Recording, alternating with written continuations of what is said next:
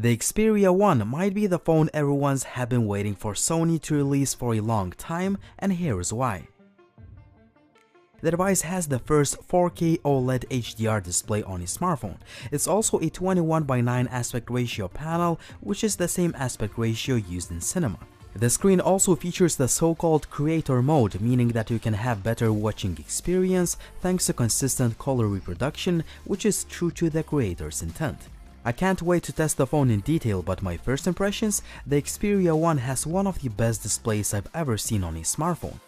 The panel is really sharp, it has excellent contrast, deep blacks, and punchy colors. The second biggest selling point to me is a triple camera system with a wide-angle lens, 2x optical zoom, and eye autofocus. I'm just so glad that Sony finally moved from a single camera system, and I'm pretty sure the Xperia 1 will rival the best flagships out there. It's worth mentioning that both main and telephoto sensors will have optical and electronic image stabilization. On the front we have an 8-megapixel shooter. Really excited to test the cameras in detail. Sony also brought the world's first eye autofocus in a smartphone and up to 10 FPS AF and AE tracking technology. I was really impressed by how the system performed, but I'll be doing a detailed review of it very soon. In addition, the phone has a Cinema Pro mode that allows you to record cinematic movies the way you want. You'll be able to select from different film looks and adjust all the settings manually, just like on a mirrorless or DSLR camera.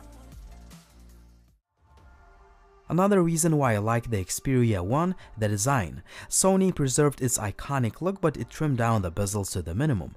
The device uses a metal trim and a Gorilla Glass 6 on the front and rear. If we compare it to the Xperia XZ3, the Xperia 1 is narrower but significantly taller due to 21:9 aspect ratio display. By the way, I made a detailed review of the Sony Xperia XZ3 and you'll find all the links down below. The phone comes in black, white, purple, and gray colors. Other key features include IP68 certification, Dolby Atmos audio support, and flagship-grade specifications like Snapdragon 855 chipset, 6GB of RAM, and 128GB of expandable storage. One thing that I'm a bit worried about, a 3300 mAh capacity battery, which seems kind of small considering a massive display, but I will test it in detail in my upcoming full review. The pricing and availability is not yet disclosed, but expect the phone to cost premium. I will update the video description for that. Overall, I think that the Xperia 1 is the Sony phone we've all been waiting for. Am I too optimistic? Well, I might be. I'll be testing out this device in detail in my upcoming full review where I will cover all the pros and cons, so please subscribe to the Tech Line if you haven't already. I also spent some time with the newly released Xperia 10 and the 10 Plus. Both phones are already on sale and they cost about 350 and 430 euros respectively. These devices also have 21:9 aspect ratio displays and dual cameras that are capable of recording cinematic 21:9 aspect ratio video. The Xperia 10 has a 6-inch whereas the 10 Plus sports a 6.5-inch panel. I found both displays to be really nice and sharp. The idea behind 21:9 aspect ratio panel is that this kind of display gives you a more useful screen area and it is perfect to run two apps at the same time.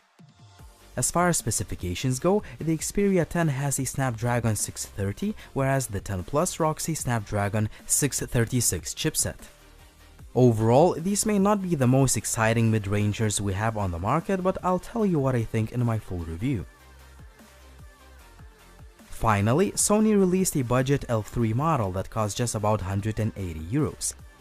It comes in a variety of colors, it has a 5.7-inch display and a pretty big 3300 mAh battery. In addition, we have a dual camera system and a side-mounted fingerprint scanner. Which is your favorite Sony smartphone? Mine is definitely the Xperia 1. I really have high hopes for it as my first impressions with it were really good as it packs a ton of technology. As always, I'll try to answer the question if any of these new Sony phones are worth your attention in my full reviews. It was Linus, thank you for watching and see you soon.